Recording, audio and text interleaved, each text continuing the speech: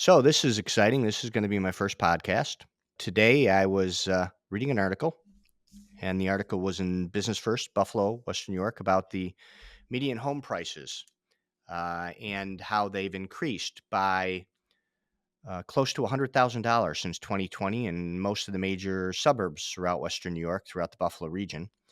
And it got me thinking because I'm in the process of representing a seller, and there's a multiple offer going on this evening, and I'm collecting offer after offer after offer after offer.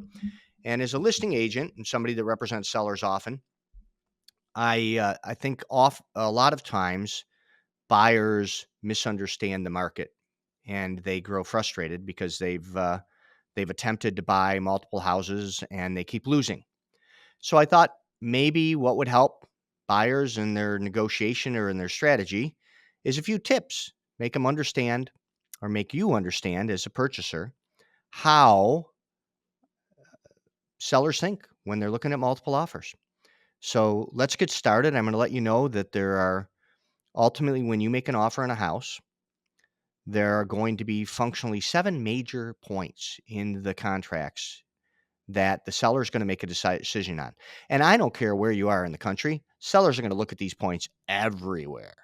They're the most important reasons sellers make a decision. So let's say if you're looking at a house and it has 10 or 15 offers on it, these 7 points are points that you need to win on if you're expecting to win that house. Now, I've been in the business for over 30 years. And years ago, 2012, 2011, it used to be you could get in my car and I'd show you 13 houses and we could decide, just like you see on the home shows. Do you want the beach house with the water, or do you want the one near the exercise equipment in the city? And then you could make an offer, meander to making the offer. You could offer less than list price. You could negotiate the lawn tractor in it. Well, today's world, it's not that. Since 2016, the market's been a strong seller's market. So functionally, what that has meant is every buyer that has stepped up their game and won a house, every buyer that has offered more than they wanted to in 2018 has earned $120,000 in equity in this 6 years. So today in 2024, the market's exactly the same way. And you need to look at it the way the seller looks at it in order to win. So whenever a seller is getting offers, I always outline it to them and say, look, there's 7 important factors, and these are the ones that we want to look at. Factor number 1 is price. Factor number 2, how is the purchaser getting the money? Factor number 3, what conditions have they layered into the contract? Factor number 4, what kind of deposit are they putting down? Number 5, what is their proposal for closing, as well as anything unusual with occupancies? And we'll get into each one of these specifically as we move along, by the way. I'm going to go back and summarize each one of these and tell you what they mean.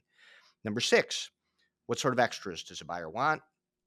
And the 7th factor is what I call presentation, the skill of your agent and the vendors that you're choosing to use. So when a seller gets multiple offers, the first thing that they're going to do, and them and their listing agent will do, and by the way, when you submit an offer and a multiple offer, let's say there's 20 or 30 offers, every one of those offers gets presented to the seller. The seller hears every contract, no matter how good or bad. So if there's a house for 250 asking, if there is an offer for 175, it's in the pile and it gets looked at. But for the most part, a good listing broker and a good seller will outline these 7 issues in maybe a cover letter or something that is clean, and then they'll stack them up 20 to number 1. And my experience says that normally when you get a number of offers, price is the first factor to sort them. It's not the end all factor though. So if you look at 20 offers arriving, usually 10 will eliminate themselves, maybe as many as 15 immediately on price. You can be cash, but if you're $50,000 behind, you are not winning. And the better way to explain it would be if you had an investment and you knew you were going to get $200,000, but I told you if you took a little bit of a risk, you waited for the market bounces over the next 30 days, you could get 250. The 200 is still going to be there, but if you take that chance, you could get 250. Most people here would say, I'll take the chance to get the 250. And sellers use, when they're determining price, that risk reward factor with the other factors in this offer. So normally, in order to be in the ballpark, your price needs to be in the ballpark. In order to be in the ballpark, your price needs to be in the ballpark. It is an important thing. No one cares if you're cash if you're 70 grand too little. And by the way, about 1 out of 5 offers in today's market are cash. So, it used to be 10, 15 years ago, if you came up and said, "Hey, I'm going to buy this house cash," and by the way, even houses at 700, 800, $900,000, and I don't want to sound facetious, but cash no longer in today's market is as impressive as it once was. There are a lot of people that have cash. So, be prepared when you make an offer. Get yourself in the price range. Number one, price range. That price range is going to have to be over list price. It's normally going to have to be a price that you will feel some pain. And I always recommend to anybody that is trying to win a house, and you have to envision it. This is your dream house. I'm not talking about buying something that you don't really care if you win or not, but I'm talking about the one with the perfect backyard and maybe the pool that you want and the 3-car garage on 2 acres of land in the school district you want. There's 20 other people that want it. You need to imagine the price, and then you need to decide what you are willing to go to. And at the point you get there needs to be the price that if you get called that night and you lose, you're not going to pay any more. I call it your sleep number. I mean, I want a number out of you as a buyer that when you make that offer, it is an offer that if I call you that night and I say, "I'm really sorry you lost," you can go to sleep and you know you weren't going to pay a dime more. You don't want any yeah buts. Yeah buts are scenarios where, or oh waits. Well, wait, yeah, but after you get notified you've lost. Because once you've lost, more often than not, you've lost. When your agent calls you and says, "I'm so sorry, we had 20 offers, we finished third place, we lost," your reaction shouldn't be, "Oh, but," it should be, "We gave it our best shot. Let's call it a night. Let's move on to the next one." So price needs to get you into top 3 to 5.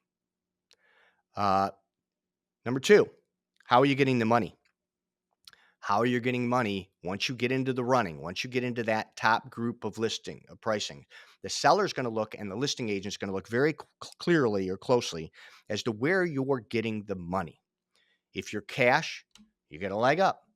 If you're cash like, meaning you're a cash guaranteed mortgage program, such as one of the mortgage programs premium mortgage offers, or if you are getting cash from another home, like a home equity line of credit, so that there's no appraisal on this house, or you are providing documentation of cash and you're saying you're going to finance, but you're going to close if you get the financing or not. Those are cash or cash like offers. Those rise right to the top. Um, Number two are high down payment mortgages, low risk mortgages, 25% down, 30%, 40% down, conventional mortgage products with limited risks. Number three would be your lower down payment mortgages, your FHA, your VAs, your USDAs. These mortgages often are advantageous to you as a buyer if you don't have a lot of money, but there's a disadvantage to the seller in that if they accept your contract and the financing requires 97% loan to value, meaning that it has to appraise very close to the price that you actually at the price that you bought it at, or you get to back out. The seller can have some anxiety for 30 days or so until that bank appraisal comes back. So those are factors in how you're getting the money. The other thing is the strength of your pre-approval. How strong is your pre-approval? Is it a 800 phone number that you called some bank in New York City that nobody knows in the area? Or is it a local lender, somebody that's reliable with a new mortgage rep locally here that every agent knows and every seller can be confident that they've put their stamp of approval on that pre-approval, that it's going to close. So when you get up into that top 5, how you're getting the money becomes a factor. That does not mean that you cannot win with 100% financing VA mortgage. It doesn't mean you can't win with the 96.5% loan to value FHA mortgage. It doesn't mean you can't win with a 95% down mortgage. It means that you need to be prepared to make up for that risk with another factor. Maybe it's price, maybe it's terms. You have to you have to present your best case to the seller. And if all things being equal, the seller has a choice, your price and your financing 100% versus cash is exactly the same, it's very, very hard for you to win. I've seen multiple scenarios. I saw a scenario a month ago. I think we had 16 or 17 different offers on a listing that I had, and the winner was a VA mortgage. And it was very valid reason. They came in at a strong price. They didn't have any conditions, and their buyer's agent did an exceptional job explaining to us Tidewater and all the programs with VA. We had a serious conversation about the risk versus the reward, and the seller chose the VA mortgage product, and it's worked out swimmingly for everybody. So at the end of the day, I don't want to discourage you from trying, but I want you to be aware these are factors. If you get there in price, that factor number two will become where is the money coming from. And so sometimes you may need to win in price by $10,000 or $15,000. If your risk factors, you have to win enough that the seller won't go and take the cash offer or the cash like offer. And those factors vary for every seller. Some sellers is $2,000, other sellers is 25. So let's talk about conditions. And conditions are things that also are what I call offer losers, meaning home inspections. And I know many of you home inspectors out there are having a hard time because sellers often don't want contracts contingent upon home inspections. If you have 12 offers on your house and you have the top 5 of price and they are all now been eliminated to the top 3 based on the type of financing or how the buyer is getting the money or the security of that money, the next step that they're going to use as a factor to begin to whittle that down is the conditions. Is there a condition of a home inspection? Now, a home inspection, what that does is gives you 3 to 7 days in normal in order for a buyer to, or you as a buyer, to look at the house after you bought it and do a home inspection for information to see that all the major mechanicals, the foundation, the roof, test for radon, check for mold, all of that stuff is okay. And the dilemma with that for a seller is that when you do that, if they've accepted or passed on another offer to accept yours, in 5 days, you may cancel the contract with no explanation whatsoever and no documented reason to cancel it. You can just do an inspection, get cold feet back out. And the problem that creates for a seller when they've had 15 or 20 offers and they've narrowed it down to 4 or 5, they've chosen yours subject to an inspection. If they had a second place offer that, let's say it's $3,000 behind yours and it didn't have an inspection, if they lose your contract in 5 days and they go back to number 2, the second place offer may not be there. They may have gone and bought another house. The third placed offer may not want to be there. I've seen scenarios where sellers have accepted an offer subject to a home inspection where after the inspection was the buyer canceled during that term, where offer 2 and 3 were gone and it cost the seller $10,000 or $15,000 because they had to go to offer number 4. Not often, but it happens. So be aware that when you're trying to be competitive in today's market, that sometimes you may need to consider foregoing that inspection. Now, if you're going to do that, I always recommend to somebody that you make sure if you have to try to look at things early, if there's a late deadline. If you like the house, try to get a pre-inspection. Try to have a professional inspector go through the house with you before you make the offer. Or at the very least, identify those areas that you're most concerned with and get somebody that's a professional, not me, not your real estate broker, somebody to look at them so that you can have some assurance that you're not going to buy the house and have a major mechanical issue afterwards. It's very, very tough market given that condition. And it's unfortunate because more often than not, home inspections are a great tool for the buyer to understand their new home. I highly recommend them. But when you're trying to win a house in this market and you've been looking for 3 months and there's only one house that you love and it's got that picket fence and it's got 2 acres and it's got the pool and it's got the 3-car garage, there's 20 other offers, figure out a way to learn about those mechanicals before the offer, because you do not want to be in the top 3 and have that condition and your purchase. Repairs and appraisal conditions. So when you are doing financing, those conditions, you can also I've seen also purchasers that have requested things like, I want the gutters to be clean prior to closing, or I want this repair. Don't try not to add layers. Just deal with it. Plan on your budget. When you make that best offer, try not to have repair conditions. And the other problem with repair conditions is often, if you ask a seller to make repairs, they're not going to make repairs in the same condition that you will as a buyer. Appraisal. When you have financing that requires higher down payment, so more or less money down, not higher down payment, higher mortgage in relation to the total purchase price. If you can, in any way, shape, or form, give the seller some sort of appraisal guarantee. And let me tell you what that means. So let's say you buy a house for $100,000 and you're financing $95,000. If the seller's concerned that the bank appraisal may come in at 87, then that concern can cost you the house. They may take a cash offer for 88 because they're worried that the appraisal won't come in. However, if you have a little bit extra money in the bank, it never hurts to say to that seller, look, I'm going to apply for a 95% loan to value on your house. However, if the appraisal comes in up to $10,000, less than 100, I still will perform. I'll borrow 95% on 90,000 and I'll make up the difference. So if there's a way that you can add a condition that's seller favorable,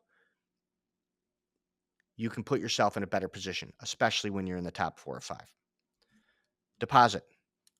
Deposit's one of my favorites, and I'll tell you why. I often run into scenarios where somebody will make an offer and it will be cash. And they'll say, look, here's a $450,000 offer that's cash. And then when the seller goes, okay, these are cash buyers, here's the proof of fund, here's where they're getting the money, there's no conditions, they're right in that top 5, I'm going to accept this offer. What's the deposit? And I say $2,000. If you have the cash, put some money down. And many people will say, well, why? What's the point of it? It's just a deposit. It goes to escrow.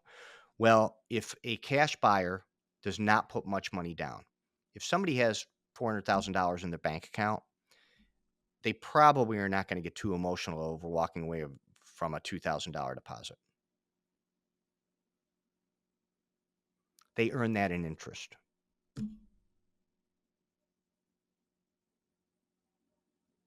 Put a deposit down, 20,000, 15, 25.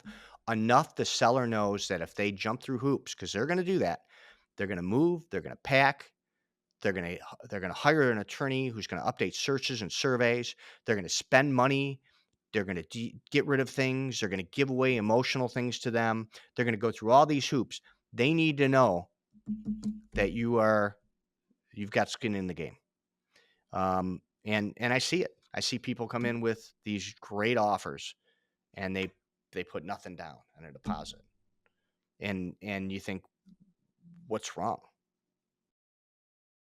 It's a red flag to the seller. Somebody that says they have cash, documents cash, but is unwilling to do so, put any cash up on a cash offer, is a high risk buyer. Closing date. So oftentimes in multiple offer situations, the seller will define what they're trying to accomplish. If you walk into an empty house, chances are good the seller will want a quicker closing date. If you walk into a house and it's full of stuff and they're not sure where they're going to go, they may be asking for time to find another house. They may ask for post occupancy. They may ask to close and then stay for 30 to 60 days. Now, It's advisable. If you're gonna negotiate anything where a seller gets to stay on a property or you get access to the property sooner than closing, get your attorney involved. Do not do it on a handshake. Do not do it because you're buddies with the seller and you've gotten to know him during the closing. Post and pre-occupancies need to be properly handled through your legal counsel. Best advice I can give you there. However, if you've now gotten in price to the top 5, you've now how you're getting the money's gotten you in the top 3. Now you're in the top 2 because you've eliminated an inspection. You did a pre-inspection on Saturday. You were smart. You inspected and you're ready for the offer that's due Wednesday. You did your inspection on Sunday. So now you know what you're doing. You've got everything. You've covered all the bases. You've given an appraisal guarantee. It's you and one other guy. If the seller says they want to close in a certain time frame, close in that time frame. Because this is not a market for the faint of heart. This is not the buyer's market. This is not, as you're buying here, this is not a market you're going to challenge a seller, hold the line, and prove yourself right. More often than not, you'll be proven wrong by some other buyer that's willing to help the seller.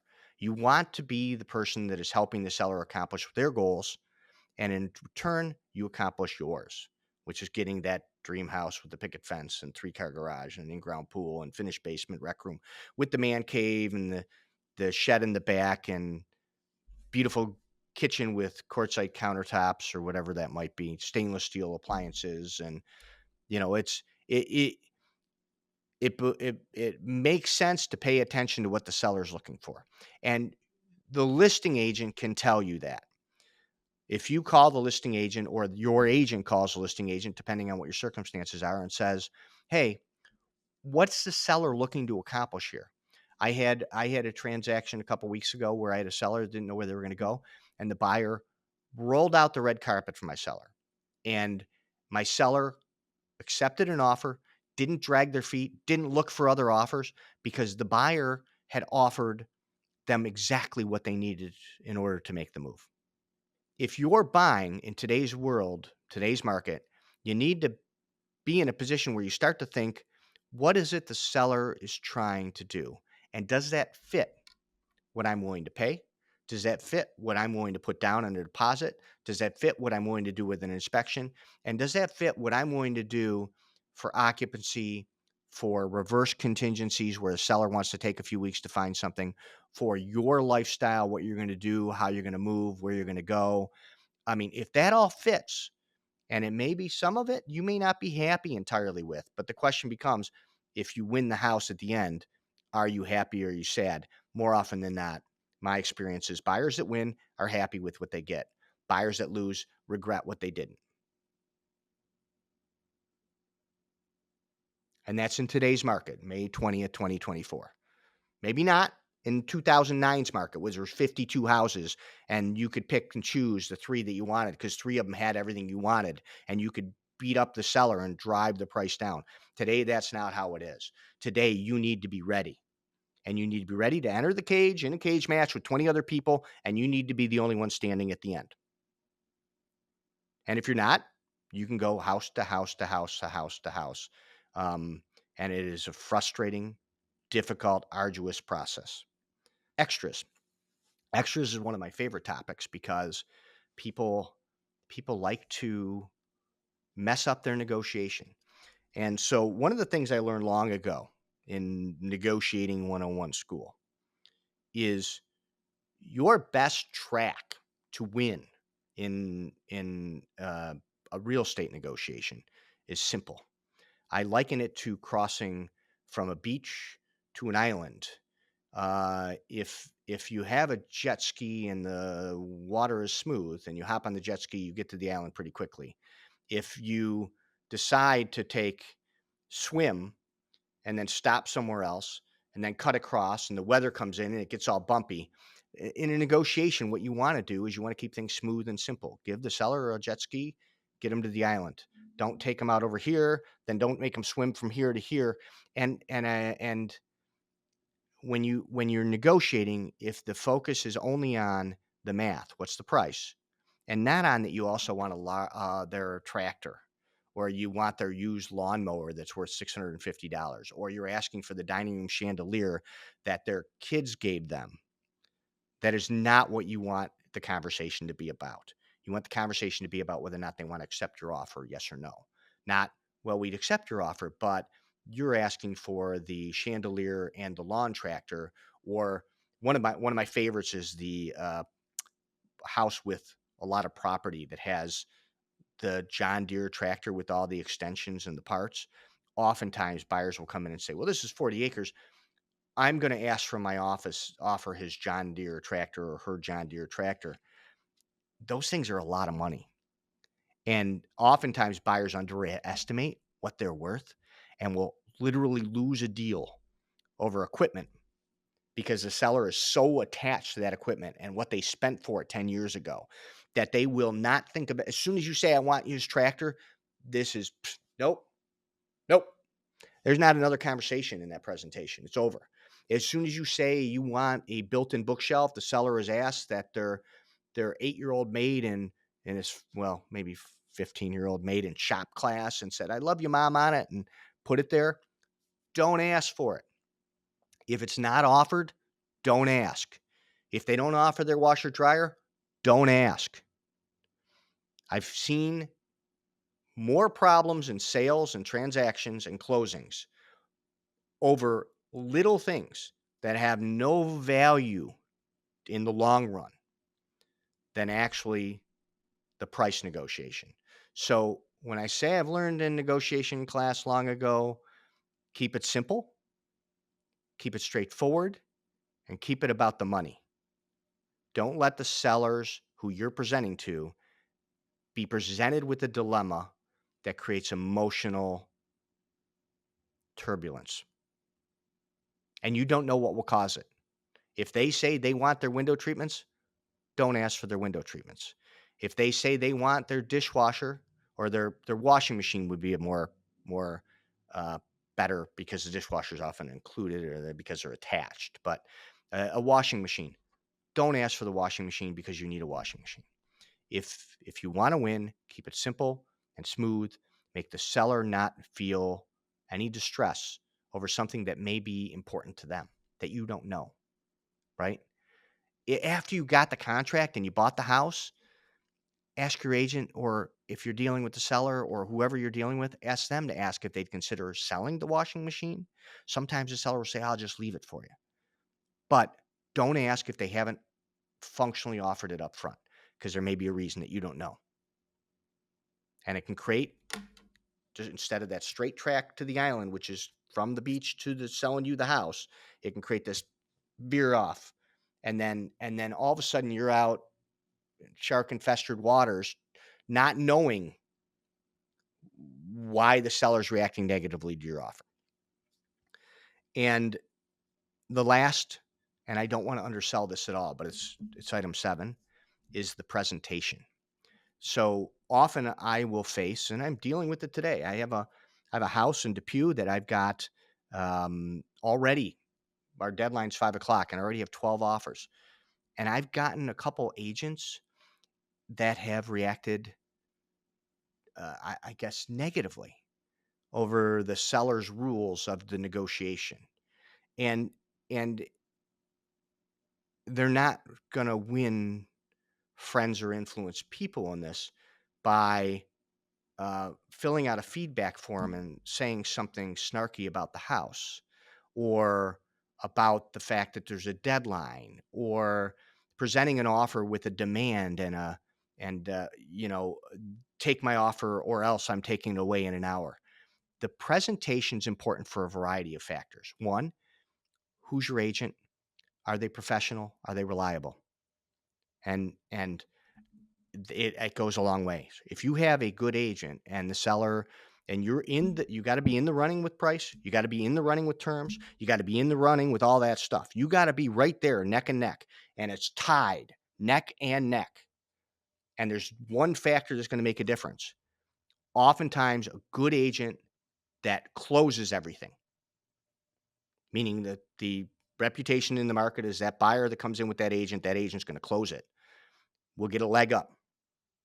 Just as much. when you're down to item number 7, um, that can help. And it does not usually help if you instruct your agent to come in attack mode, because it really doesn't do anybody any good.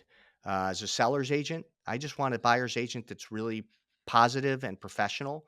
I want somebody that I know that when I have a problem and I call, when our transaction's not going smoothly, it's going to react in a favorable way to help my seller accomplish what their goals are and make it smooth. So the presentation and who is presenting can make a difference. Um, we don't care if an agent is having a bad day.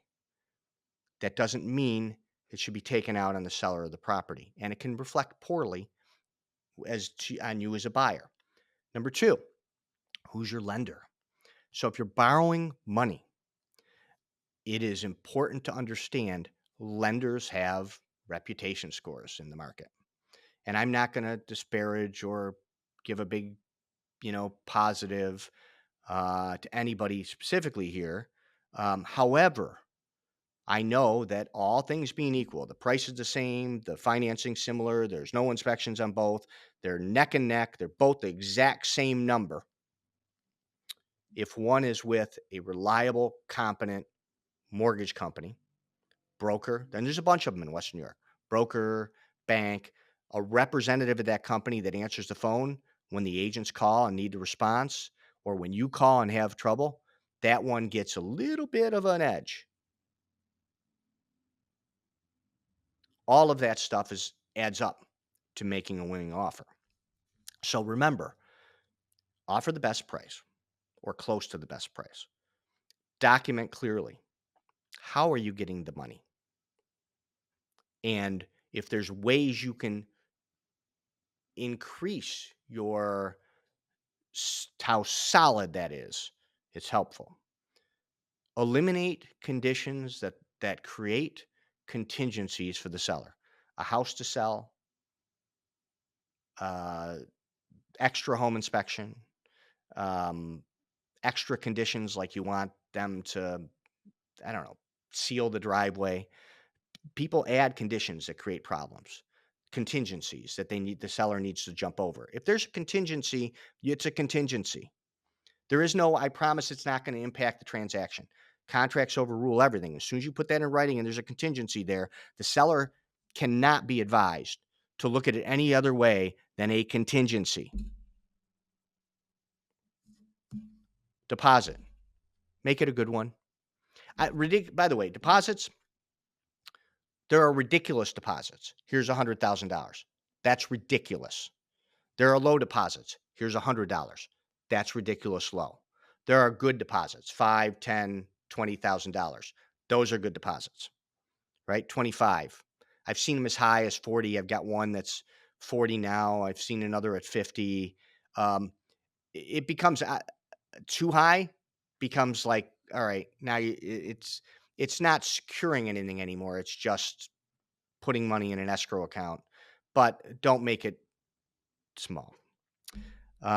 Close dates. Try to match your close dates with what the seller's trying to accomplish. If the seller's asking for some sort of occupancy, you can certainly propose it, but make sure your attorney's involved in that post-occupancy agreement. If the seller's looking for some sort of reverse contingency to find another house, that's also perfectly fine if you're capable of waiting. If you're not capable of waiting, you may need to have to pass on that house. Extras. Don't ask for extra things that are not being offered.